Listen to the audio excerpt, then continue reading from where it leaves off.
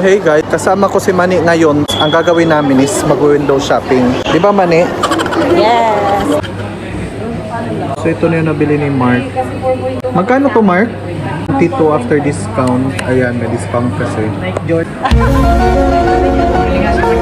Parang ang hina ka agad dahil.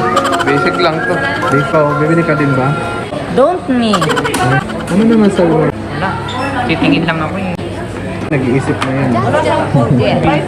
7K lang mani. Mas unahin mo kasi yan compare sa anak mo. Pangin na mo. Pang sangkain mo. 20 din siya? Oo. Kukunin niya sa'yo.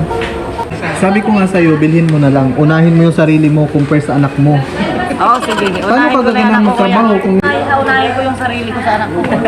Aasa na lang ako dun sa mga ka-roommate ko best sa pagkain. Lagi na nagluluto yun. Maganda kasi nito yung kaki. Yung brown. Wala na Bes, walang brown. Anong gagawin niya? Magsalita ka. Ano ba? Bibili ka ba talaga o ano? Magbayad ka na.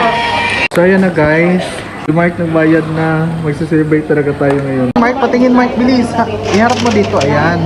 Ayan. Nabili na ni Mark. Ito rin kasi yung hinahanap ko sa ano chinelas. Sakuha ko siya na may discount. From? Still price na. From Sun and Sun. Hindi. Ano saan Foot Locker dito? Ay, nga pala. Sorry. Hindi, parang- From 22.